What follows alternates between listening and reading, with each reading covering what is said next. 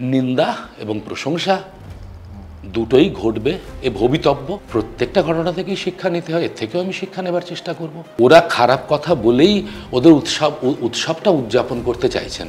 এবার অভিনয় কি আর অতি অভিনয় কি, আবার আন্ডার অ্যাক্টিংই বা কি, আবার বিহেভিয়ার কি, আবার নো অ্যাক্টিং কি। বেনি মাধব, জয় গোস্বামীর কবিতা মালতীবালা বালিকা বিদ্যালয়কে এ নামেই আমরা বেশি চিনি।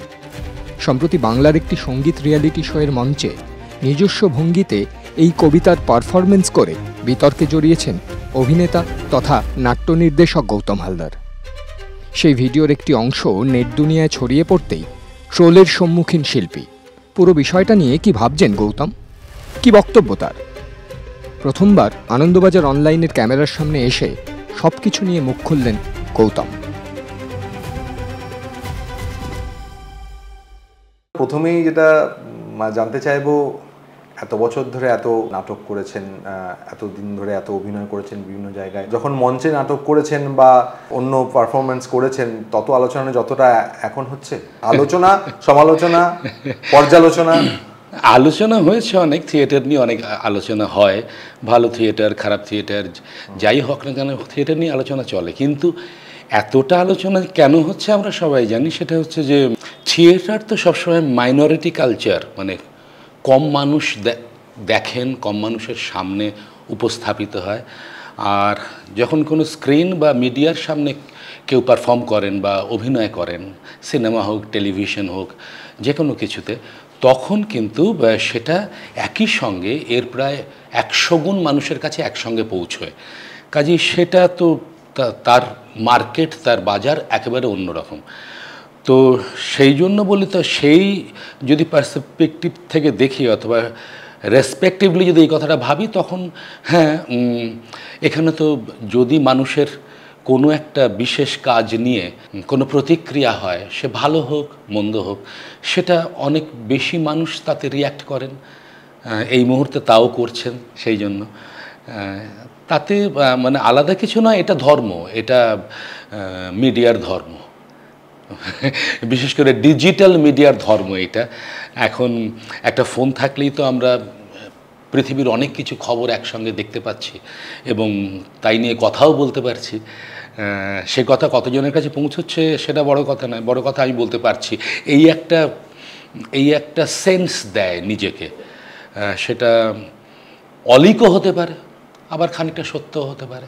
আমরা যারা পারফর্মার বা যারা মানুষের সামনে গিয়ে অভিনয় করি, তাদের না দুটো জিনিসই সমানভাবে নিলে তারা বেঁচে যান। একটা হচ্ছে প্রশংসা আর একটা হচ্ছে নিন্দা। দুটোই যদি নিষ্পৃহভাবে গ্রহণ করতে পারি তাহলে বোধহয় ভালো। কিন্তু আমাদের মুশকিল হয়, যখন আমরা প্রশংসা পাই মনে হয় যেন আহা আমি এত ভালো করেছি। আমি সত্যি বিশ্বাস করি না আমি এত ভালো করেছি। যে অনেকে লিখছেন, মানে তাদের নিজস্ব পেজে লিখছেন ঈশ্বর, গড লাইক। আমার না লজ্জা করছে নিজেকে ভাবতে, আমি একজন সাধারণ অভিনেতা, এত বড় মানুষ নই। পৃথিবীতে এত বড় বড় অভিনেতারা ছিলেন, আছেন এখনো, তার কাছে এত নিজেকে সাধারণ মনে হয় আমার। তো আমার কাছে এটা বড় প্রাপ্তি।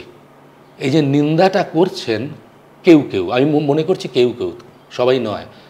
কারণ বেশিরভাগ মানুষ আমি বিশ্বাস করি তারা শুভবুদ্ধি সম্পন্ন, শুভবুদ্ধির মানুষ কখনো এত খারাপভাবে কথা বলে না। যেটা জানতে চাইবো, যে এমন যেটা বললেন, যেমন গড লাইক, ভগবান, ইনস্টিটিউশন, বটবৃক্ষ, পাশাপাশি খুবই মানে কদর্যভাবে কুৎসিত, কদর্য, অশ্লীল এই যা মন্তব্য করা হচ্ছে, তো এটা কতটা আহত করছে গৌতম হালদারকে? যে দেবপ্রিয় আমি কে, যার কাব্য নিয়ে এত আলোচনা, এই জয় গোস্বামীর কাব্যের সঙ্গে সঙ্গে আর একটা কাব্যের কথা আসছে, আমাদের বাংলা ভাষার যিনি মানে একটা দিক নির্দেশক একজন মাইকেল মধুসূদন দত্ত, তিনি তার জীবনে ওই মেঘনাদ বধ কাব্য লেখার পরে যে কদর্য বা কুৎসিত ভাষায় তাকে আক্রমণ করা হয়েছিল, তা লিখিত আকারে এখনও আছে। তখন ডিজিটাল মিডিয়া ছিল না, এবং তারা সব পণ্ডিত মানুষ তথাকথিত। নিন্দা এবং প্রশংসা দুটোই ঘটবে, এ ভবিতব্য, আমার নয়। যারা শিল্পের কাজ করেছেন, আমার মতো অত্যন্ত ছোট মাপের শিল্পী, আমি সত্যি এটা বানিয়ে এমনি বিনয় করে বলছি না, আমি মনে করি আমি একেবারে সাধারণ মানুষ হয়েই থাকতে চেয়েছি, তাতেই পৃথিবীর রূপ রস গন্ধ পেতে চেয়েছি। একটি সাধারণ মেয়ের দুঃখের কথা, ব্যথার কথা বলছেন জয় গোস্বামী তার কবিতায়। আমার এই অনুভব আমার মতো করে আমার এসেছে ব্যক্ত হয়ে। এক একজনের প্রকাশ এক এক রকম। তো এই কবিতাটির সঙ্গে আমার জয় গোস্বামীর আরেকটি বিখ্যাত কাব্য উপন্যাস, তার ভেতরে এই একই রকম একটি মেয়ের কথা বলা হয়। সেই মেয়েটি বলে, জয়দার লেখা, সকালবেলা আমার ভেতর থেকে একটি মেয়ে বেরিয়ে আসে রোজ। আমি তাকে আধেক মতো চিনি, অন্য কেউ রাখে না তার খোঁজ, কেননা কেউ দেখতে পায় না তাকে। আমি যখন চাকরি করতে যাই, সে যায় আমার পাশের সিটে বসে, কথাও বলে সমস্ত পথটাই। এক এক দিন এক এক বয়স, যদি আজকে 16, কাল 18, তবে কানের কাছে সে করে ফিস ফিস, ভুলে গেছিস চিঠি লিখতে হবে, মেরা কুছ সামান, ওই যে গানটার সঙ্গে এটা হয়েছে, ভুলে গেছিস চিঠি লিখতে হবে। মেয়েটির আরেকটি মেয়ে বলে, কিসের চিঠি? দুটি মেয়ে কথা বলছে, অবাক হয়ে বলি। আবার সে অন্য মেয়েটি বলে, যেন ভেতরের মেয়েটি, হা যেন কিচ্ছুটি জানেন না, নিজের বুকে হাত দিয়ে বল দেখি, সন্ধেবেলা সুধাদা আসবে না? পরক্ষণেই দেখি যে সেই মেয়ে সন্ধ্যাবেলা স্যারের কাছে বসে খাতার উপর ঝুঁকে কি সব যেন তুলে ফেলছে রবার দিয়ে ঘষে। দেখি যে সেই মেয়ের আঙুল ধরে খেলা করেন তরুণ শিক্ষক। মেয়েটি হাত ছাড়িয়ে নিতে গিয়ে থমকে যায়, চোখে দাঁড়ায় চোখ। স্যার বলেন, অমন হাতের থেকে বেরোতে পারে অত খারাপ লেখা? পরে সবাই কি বলবে বলো তো? বলবে আর শোলার কাছে শেখা। যা, আপনি খুব বাজে। এই যে এটা করলাম আমি, এটা কবিতাতেই আছে, আবার মুখে আড়াল করে হাসি। কি লিখবো তা মাথায় আসে না। যে এই যে কবিতাটা হচ্ছে, এটা কিন্তু সেই মেয়েটি, ওই মালতীবালা বালিকা বিদ্যালয়ের মতোই। মালতী এই বেণীমাধব কবিতাটার সঙ্গে আমি একসঙ্গে করি আমার পারফরমেন্সে। হয়তো এরকম হতে পারে, তখন যে অ্যাটমসফিয়ার ক্রিয়েট হয় এটা আগে বলে, এবং তারপরেই যখন আমার বলা হয় যে সত্যি কি জানি ভোর কাকে বলে, ভোরে উঠে যাই গাছেদের কাছে, এ শিউলি ও গন্ধরাজ, ফুল ফুটে আছে, ফুল ঝরে আছে, হাত দিয়ে ওই পাতাগুলো ছোঁয়া, ফুলকে কুশল প্রশ্নই কাজ। শুরু করতেই গাছগুলো বলে, কে আসবে আজ, কে আসবে আজ। এই যে এবার যে বলছে গাছগুলো যে কথা বলছে, কে আসবে আজ, কে আসবে আজ, এবার আমি আজটাকে এইভাবে বললাম, মানে মজা করে, যেন গাছগুলো জিজ্ঞেস করছে প্রেমের কথা। কারুর কাছে এটা মনে হতে পারে না, এটা অতি গভীর কথা, গাছের এরম করে বলতে পারে না। আমার মনে হচ্ছে গাছগুলো হাওয়ায় দুলছে, দুলতে দুলতে মজা করে প্রেমের কথাটা জিজ্ঞেস করতে পারে, কে আসবে আজকে। কারো পছন্দ নাই হতে পারে। আর ও কালো রং বলে ওর যে দ্বিধা, যে দ্বন্দ্ব, আমাদের এই সমাজে কালো মেয়েদের যেভাবে দেখা হয়, এই সমস্ত নিয়েই তো কবিতাটা। এবার সে কালো বলতে গিয়ে অনেক এরকম কথা বলেছেন। কালো বলতে গিয়ে আমি যেভাবে এই ব্যথাটাকে অনুভব করে বলেছি, তার কাছে এটা ব্যথা লাগেনি। তার কাছে মনে হয়েছে এটা খারাপ একটা অঙ্গভঙ্গি। এবং তাদেরকে আমি প্রণাম জানিয়ে বলি, বিশ্বাস করুন আমি কষ্ট পেয়েই বলেছি। হয়তো আমার ওই মুহূর্তে আমার এই বলাটা যেভাবে বলেছি সেইভাবে আপনাকে ছুঁতে পারেনি, সত্যিই তাই। তার জন্য আমি সত্যি দুঃখিত। প্রত্যেকটা ঘটনা থেকেই শিক্ষা নিতে হয়, এর থেকেও আমি শিক্ষা নেবার চেষ্টা করব আমার বোধ বুদ্ধি মতো। পারলে পারলাম, না পারলে কি করব। আর যাদের ভালো লেগেছে তাদেরকেও বলি, আপনারা ভালো থাকবেন, কেননা আপনাদের ভালো লাগাটুকু আমাদের মতো শিল্পীদের বাঁচিয়ে রাখে। রাজা নাটকের একটা লাইনের কথা মনে পড়ছে, রাজা রবি ঠাকুরের লাইন। সেখানে উৎসব হবে, তো সেই উৎসবে ঠাকুরদাও যাচ্ছেন। এবারে সেই উৎসবে সবাই আনন্দ করছে, উৎসবে সেখানে কিছু মানুষ দেশের যে রাজা তার নামে নিন্দে করছে, গালাগালি করছে। রাজাই কিন্তু উৎসবের ব্যবস্থা করেছেন। কিভাবে তুমি এর মানে নেবে আমি জানি না। রবি ঠাকুরের রাজা নিশ্চয়ই অন্য রাজা। তো তখন ঠাকুরদা বলছেন, একজন সেই খারাপ কথা শুনে রেগে যাচ্ছে, বলছে যে ওদেরকে আরো দুটো খারাপ কথা বলে দিলে ভালো হয় না। বলছে কেন? ঠাকুরদা বলছে কেন? আরে না না, শোনো না, ওরা খারাপ কথা বলেই ওদের উৎসবটা উদযাপন করতে চাইছেন। রবি ঠাকুর বলছেন একজন চরিত্রের মুখ থেকে, তুমি তোমার গান তোমার নৃত্য দিয়ে উৎসব উদযাপন করো, কোনো এ থাকবে, অসুবিধা তো নেই, এ তো হয়। কারোর বক্তব্য হচ্ছে যে আমি 1000টা শো দেখেছি, 1000টা শো আমার ভালো লেগেছে গৌতম হালদারের, আমার এটা ভালো লাগেনি।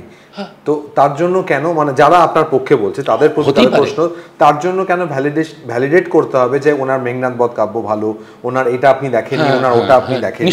এই প্রশ্নটা তারা আবার তুলছে যে আমার মনে হয়েছে, আমি বলেছি আমার এটা ভালো লাগেনি। খুব ভালো কথা তো, মানে নিশ্চয়ই নাই তো লাগতে পারে, আমি তো বারবারই বলছি তো, নাই লাগতে পারে, লাগে নাকি কারোর? সে জীবনে নিখিল ব্যানার্জি সে তার না শুনতে পারে, শুনলে তার ভাল লাগে না, হয়তো হতে পারে এরকম, ওই রকম একটা ওই রকম যে যখন স্বর্গীয় সুর তৈরি করে তার মনে হতে পারে এ কি টিংটাং করছে, হতে পারে। আমি আমার সঙ্গে তুলনা করছি না। আপনি এটা বলছিলেন যে আপনি এটা আবৃত্তি করেননি, বারবার না না ভুল করে সবাই এটাকে আবৃত্তির সঙ্গে হয়তো গুলিয়ে ফেলছে, এটা একটা আপনার অভিনয়। বাচিক শিল্পীদের আরো বেশি এটা সম্পর্কে বিরোধিতা। বাচিক শিল্পী এক একজন তো এক এক রকম নাম দেন, আবৃত্তি শিল্পী কি বাচিক শিল্পী কি, এবার আবৃত্তি কি কাকে বলে সেটা নিয়েও একটুখানি ভাবতে হয়। বাচিক শিল্প কাকে বলে? আচ্ছা, বাচিক শিল্পের মধ্যে কি শ্রুতি নাটকও আছে? আচ্ছা, বাচিক শিল্পীর মধ্যে কি বক্তৃতাও আছে? বাচিক শিল্পীর মধ্যে কি গান নেই? এখানে টেলিভিশনে যে এই যে এত ক্লোজ ফ্রেম ধরা হয়, সেক্ষেত্রেও কি অনেকে অনেক বেশি মনে হয়েছে যে আরে এটা কেন এরকম মনে হচ্ছে? এই যে আপনি বললেন যে হাত, বুঝতে পেরেছি। দেখো, সেটা কি একটা কারণ? আমি জানি না, এগুলো না, এগুলো যারা ক্যামেরা করেন তারা বলতে পারবেন, বা এইসব তারা বলতে পারবেন, মানে দেখার জন্য আমি এত ক্লোজ দেখতে পাচ্ছি। না না, কাব্যগানের আমার অনেক ভিডিও আছে যেগুলো যেটা সোশ্যাল মিডিয়ায় দেখা যাচ্ছে সেরকম না, যেগুলো খুব ক্লোজে, হ্যাঁ, সেগুলো তো নিয়ে কোনো রকম কিছু অসুবিধা হয়নি। অন্য কস্টিউমে আছে, কিন্তু আছে। দেখুন, যে জয় গোস্বামী এই যে কবিতাটা লিখেছেন, বা যে কোনো কবিতা কীভাবে লিখেছেন, তার প্রত্যেকটা শব্দ তার ভেতরে আরও কি কথা আছে। আমরা একটা বলি আনস্পোকেন ওয়ার্ডস অভিনয় করতে গিয়ে, এটা অভিনয়ের একটা শিক্ষা, যে এই কথার পেছনে আর কি আছে। আমি কি ওই ব্রিজটা দেখতে পাচ্ছি, আমি ক্লাস 9 দেখতে পাচ্ছি, আমি 9-এর সাইকেল চালানো সেই ছেলেটাকে দেখতে পাচ্ছি, এবং ওইখানে কোন আনন্দের দিনগুলো আমার কেটেছিল, যে কদিনই হোক, এবং আমি যার সঙ্গে আমি ভালোবেসেছি তাকে ভালোবাসার কথা প্রকাশ করতে গিয়ে, কথাও নয়, অনুভব প্রকাশ করতে গিয়ে আমার কি লজ্জা হয়েছিল। আমি কালো, লজ্জা তো হয়েছিল। আমার বাবা যে খুব ধনী কেউ নয়, সাধারণ এক দোকানে কাজ করে, হয়তো খুব সাধারণ জীবন কাটায়, বলতে গিয়ে আমার মেয়েটি হিসেবে আমার কি লজ্জা হয়েছিল। তার লজ্জা হলে আমার উচ্চারণ তো ওই রকমই হবে।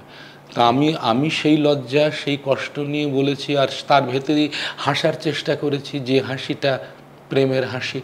এই সবটা হয়তো পৌঁছয়নি। ম্যানারিজম, যে বারবার ম্যানারিজমের কথা বারবার উঠে আসে। আপনি বলেছিলেন যে ম্যানারিজম নিয়ে একটা আর্ট ফর্ম ছিল, একটা এরাই আছে, একটা যুগ ছিল। তো সেই ম্যানারিজমের কথা বারবার আপনাকে নিয়ে আলোচনা করতে গেলে উঠে আসে, আলোচনা হোক সমালোচনা হোক, আমি যেভাবেই বলি।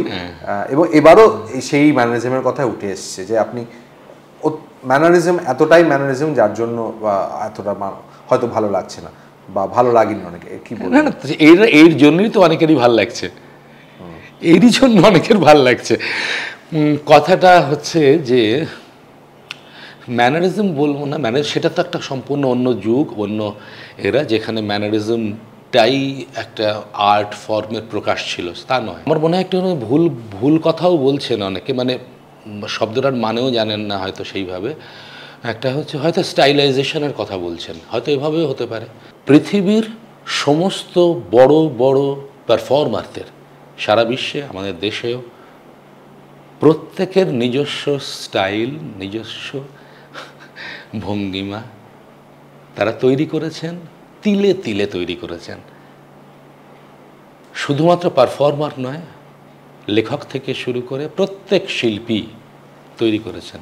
এবং তাদের এই ভঙ্গিমা নিয়ে আবার বলি, সারা জীবন তারা যেমন প্রশংসা পেয়েছেন, তেমন কিছু কিছু মানুষের ক্ষেত্রে কিছু কিছুভাবে তারা নিন্দাও পেয়েছেন।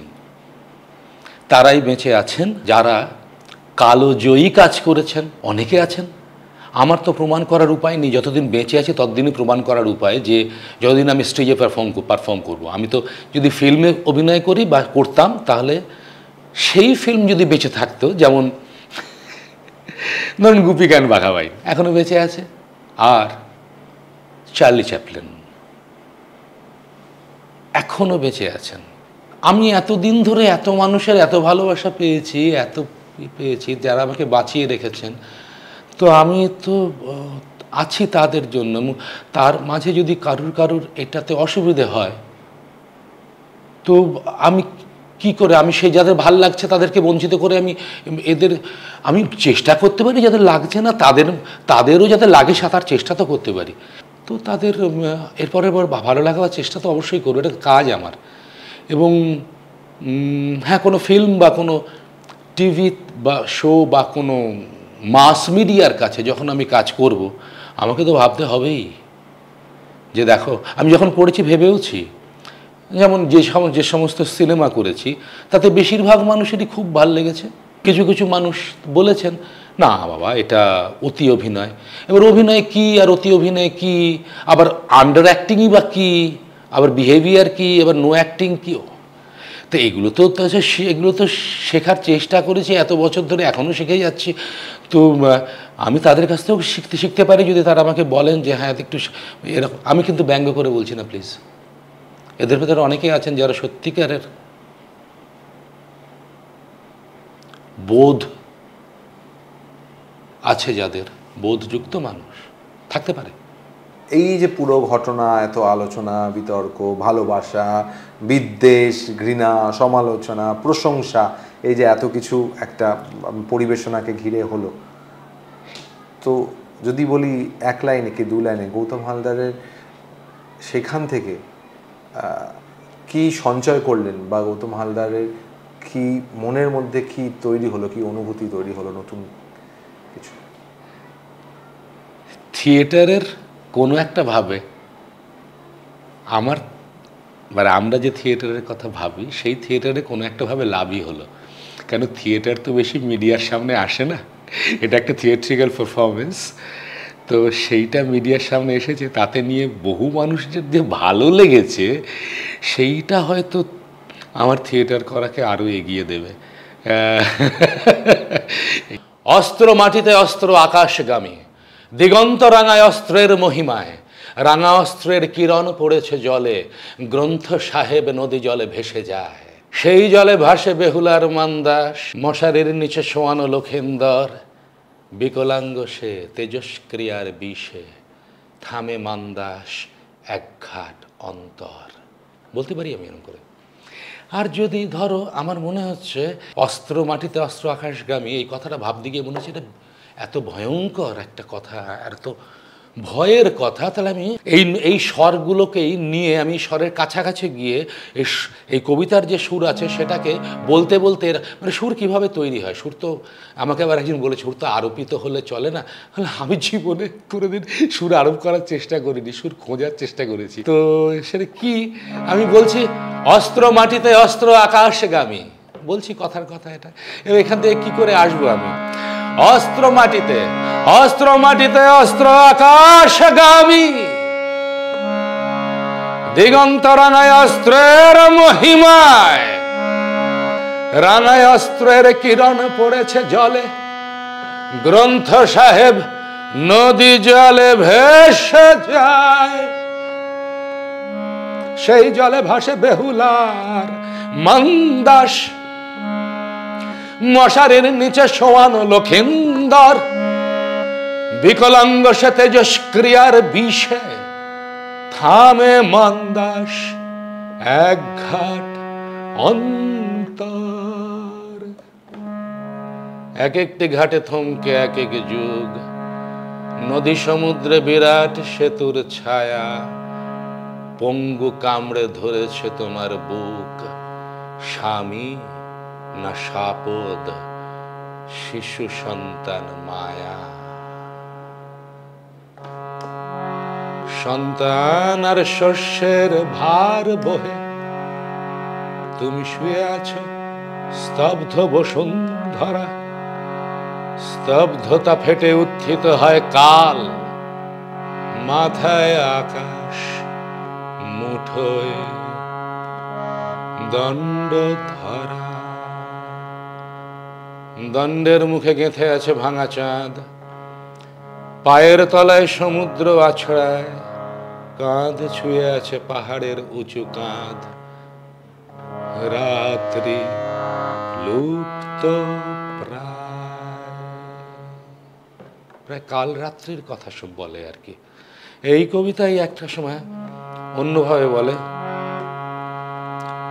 প্রতিবেশী তার জমিটি আমার চাই।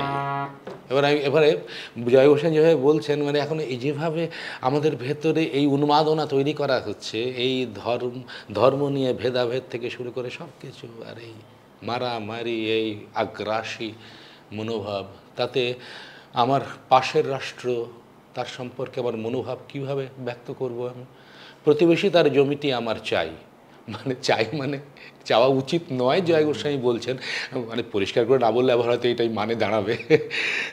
প্রতিবেশী তার জমিটি আমার চাই, প্রতিবেশী গ্রাম আমার অধীনে থাক, প্রতিবেশী রাজা আমাকেই কর দেখ, আমার অস্ত্রে প্রতিবেশী ভয় পাক। তারপরের লাইন বলছেন, প্রতিবেশীরা কি এই পৃথিবীতে থাকে? তাহলে এইটা, এই যে কথাগুলো বলছি, এবার এটা বৈরাগীর আগে আছে। প্রতিবেশী তার জমিটি আমার চাই, চাই আমি এভাবে বলবো কি বলবো না, মানে আমার ভেতরে বলতে গিয়ে আমার ভেতরে ওই যে খারাপ, ওই যে আগ্রাসী ভাব আসছে কি আসছে না, আমি উচ্চারণ এইভাবে করবো কি করবো না, এটা যে পারফর্মার তার। এবার আমি বলতেই পারি আবৃত্তি করতে গিয়ে, প্রতিবেশী তার জমিটি আমার চাই, প্রতিবেশী কাজ আমার অধীনে থাক। আমি বলবো না এরকম করে, আমি এরকম করে বললে আমার বেশি ভালো লাগছে। প্রতিবেশী তার জমিটি আমার চাই, প্রতিবেশী গ্রামে আমার অধীনে থাক, প্রতিবেশীরা যায় আমাকে এই কর দিক, আমার অস্ত্রে প্রতিবেশী ভয় পাক। তারপরে করুণ স্বর, প্রতিবেশীরা কি এই পৃথিবীতে থাকে? তাদের বাতাসে, তাদের রৌদ্র জলে। আজ যদি বিষ মেশাতে বলি তোমাকে, মেশাবেই তুমি ছলে বলে কৌশলে। সে ষড়যন্ত্র কৌশল হলো ভালুভি, উন্নতি করে প্রহরী বসানো ঘরে।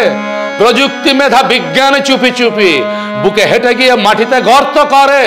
গর্তে উনুন ধক ধক করা চুলো, চুল্লি মাটিতে দাঁড়িয়েছে একবার। ছাতার মতন আকাশে ভস্য ধুলো, পথ নেই পালাবার।